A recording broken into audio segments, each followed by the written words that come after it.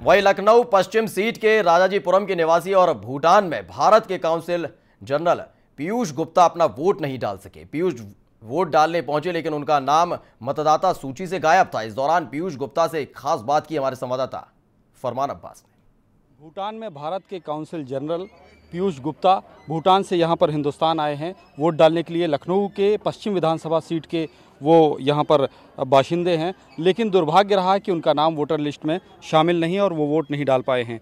आप वोट नहीं डाल पाए, क्या वजह रही, कहाँ से आए और फिर भी इतनी निराशा हाथ लगी आपको? जी, मैं भूटान में फुंचलिंग में हमारा जो राजदूतावास का ऑफिस है, कौंसलेट जनरल है, वहाँ पे एज कौंसल जनरल पोस्टेड हूँ। और परसों रात को मैं यहाँ पे आया 3 दिन की छुट्टी लेके वोट डालने के लिए। यहाँ आकर के पता चला कि वोटर आईडी जो है, वैसे उसका प्रूफ वगैरह भी है। हमारा ये परमानेंट एड्रेस जो है हमारा पासपोर्ट में हमेशा, ये देखिए यहाँ पे डिप्लोमेटिक पासपोर्ट है और इस पर हमेशा जो एड्रेस हमारा लिखा रहता है वो D128 राजाजीपुरम।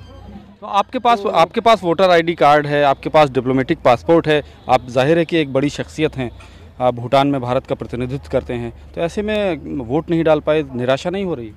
नहीं, निराशा तो बहुत हो रही है, क्योंकि मैंने जैसा कहा कि मुझे लगा कि मुझे जाना चाहिए और वोटिंग करना ही चाहिए।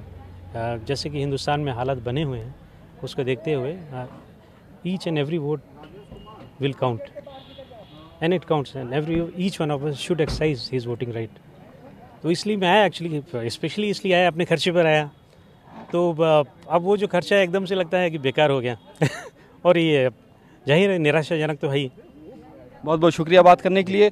तो ये थे पीयूष गुप्ता जी, जो ख़ास तौर से भूटान से यहाँ पर भारत आए थे अपना जो वोट डालने के लिए, चूँकि उत्तर प्रदेश में चुनाव का जो महापर्व है उसमें हिस्सेदारी करने के लिए आए थे, लेकिन उन्हें निराशा हाथ लगी, उनका नाम वोटर लिस्ट से गायब है।